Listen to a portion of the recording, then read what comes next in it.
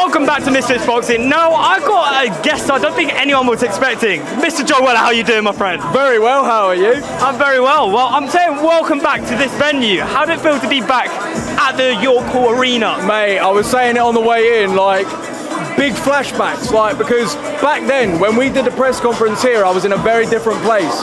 Like, I wasn't feeling confident, I wasn't sure of myself, and now, stepping back in this arena, it's almost a bit biblical, because I'm about to announce a comeback, calling out Behzinga imminently, and yeah, I'm in a much better place, let's say that. So let's talk about that mental space a little bit. Yeah. What's been the transformation here for you to get in the back in that ring and start training again? Basically, I went to Thailand and found myself. Mate, what can I say? I saw the Thailand. No, do you know what it is? I started training in Bali. Right? I went back, while I was traveling, I was like, you know what? I'm actually going to do a bit of training, because I'd never really touched the boxing gloves, never really got back in the ring after my fight, because I was kind of like, nah, this ain't for me. And I don't know whether that was like to do with the way I learned boxing the first time round. It was very much just like brawling, didn't learn much technique, didn't really learn anything at all, and I was kind of like, yeah, I don't like this. So I was like, you know what, let me give this another chance. Let me face boxing and see how I really feel about it now that I'm older. And yeah, I just sort of like got into a bit of like a rhythm training, and I was like, you know what, I can do this. Like, I can fucking do this. I think everyone wants to see you back. Yeah. I've got a job thanks to you, honestly. For real. Mate, well, I can't lie, like, obviously I know some people have a go saying, oh, Weller always brings up the past, but to see that we did like start where we did with this, and now we're obviously like, mate, it's a madness, isn't it? Like, I'll never get over seeing how far this has come and where it's going to go. It is like, it's just so good to see. Well, should we touch base a little bit on that KSI fight? What went wrong for you? You did train so hard. You looked in great nick. What happened on the fight night? Yeah, I believe it was like, there's a mixture of things. It was kind of like overtraining. I trained for like 10 months straight, doing like the hardest of cardio, like the hardest of everything, to the point at which by Christmas, bearing in mind the fight was in February, by Christmas I was fucked, mate. Like, I couldn't really talk. I don't know if I was like, whether I was concussed from sparring loads, but like, I was just fucked and overtrained. And then by the time that like fight night had come, I was like, I haven't actually learned much. Do you know what I mean? I was sitting in that hotel room the night before, like, I don't actually know how to box. Like, I'm being fucking serious, and I think that's why, like, you can't fake it once you get in that ring. If you haven't really like got the skills and you're not really confident in your ability, it will show. And that is all that, that is what happened. And I think like what I've done this time is sort of like make boxing fun again.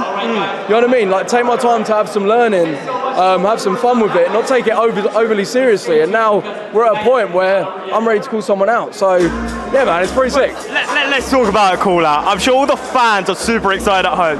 Ethan Behzinga. Yes. Why this fight? Well, look, a couple reasons. Firstly, the geezer has come out and said publicly he can beat me. Also, I need a pay-per-view fight. It needs to happen. Do you know what I mean? Like, I'm not trying to do like a little freebie.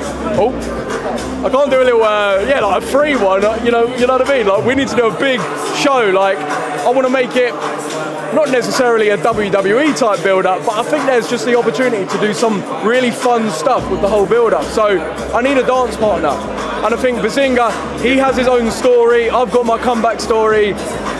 We have the audiences. We've got the whole of the UK as well.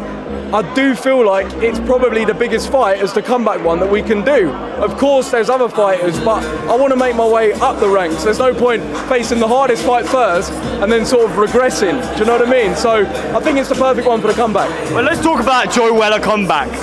Is this going to be the only fight? Is this going to be your redemption, or do you want to pursue this and leave a legacy here? Yeah, man, I want to do multiple fights, because I feel like in the first one, like the way I visualize it, I'm not going to even be able to showcase my boxing ability massively, because it's going to be over early. I believe I will end Behzinga inside 2 rounds. I want to do some fights where, there is 2 fighters that are having to really dig deep, showcase their ability, and I feel like that will come as I like go up the ranks, So yeah, man. But more than anything, I'm here to have fun with it, like the viewers, like more than anything, I'm a boxing fan now. So yeah, fun is the ultimate thing.